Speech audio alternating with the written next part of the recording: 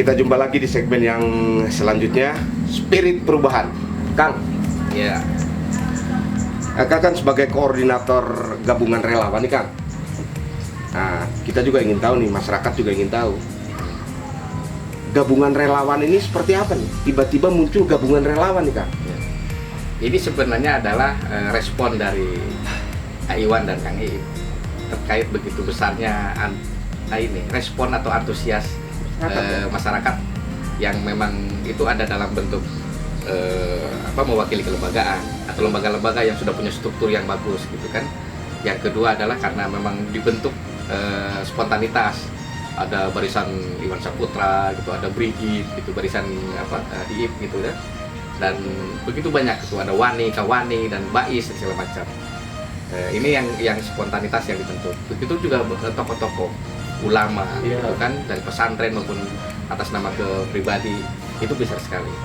Maka karena ini dulu kan sebelum mendapatkan perahu bahasanya, ini kan masing-masing merespon OKP gitu kan dan lain-lain. Nah sekarang pada saat udah mendapatkan perahu, udah mendaftar gitu ke KPU, bahwa saatnya ini yang tadi antusiasme warga yang begitu besar gitu kan, itu harus diberikan ruang.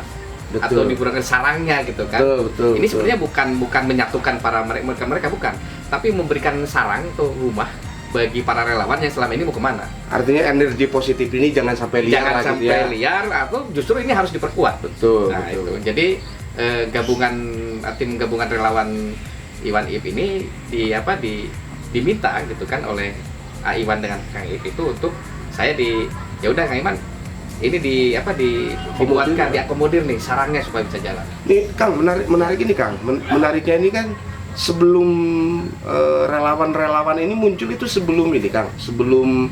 Katakanlah sebelum Iwan sama Kang Iip ini mendapat perahu, katakanlah seperti itu. Sebelum itu jauh hari seperti ada yang 1 sampai 2 tahun sebelumnya sudah mulai gagas. Betul. Nah, ini saya ingin tahu nih sebagai ketua koordinator relawan, saya yakin tahu lah kenapa itu muncul fenomena itu, sementara yang kemarin-kemarin kan tidak muncul Kang.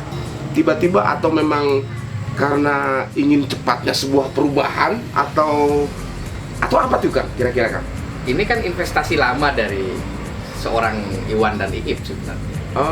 Yang dia begitu besar gitu kan, melakukan proses komunikasi yang baik dengan kalangan banyak gitu kan, di birokrasi maupun di ormas, di OKP gitu kan, di masyarakat langsung maupun di paguyuban, paguron, pesantren dan lain-lain. Yang memang sekarang mendambakan kepemimpinan yang ideal. Yang perlu diketahui bahwa selama ini istilahnya hukum rimba atau hukum alam itu menyatakan bahwa yang bisa merubah rakyat itu hanya 2. Satu adalah penguasa, dengan telunjuknya itu dia bisa merubah. Yang kedua adalah pengusaha atau yang punya duit, itu juga telunjuknya bisa merubah. Iwan Iip ini dua-duanya nggak punya. Nah ini menarik Kak. Jadi orang yang tidak mempunyai kekuasaan dan yang tidak punya uang, tetapi direspon yang begitu aktif oleh masyarakat dalam tadi bisa dalam bentuk lembaga gitu kan, dibentuk spontan gitu maupun secara individu atau dari tokoh-tokohnya itu menandakan ada sosok yang didambakan dan itu ada di dalam diri Iwan dan Iip. Iya, ini selama ini kan gini Kang, paradigma di masyarakat itu selama ini gini Kang, bahwa betul yang tadi dikatakan bahwa tangan penguasa dan tangan pengusaha itu menjadi penentu. Nah ini kan beda nih Kang. Iya.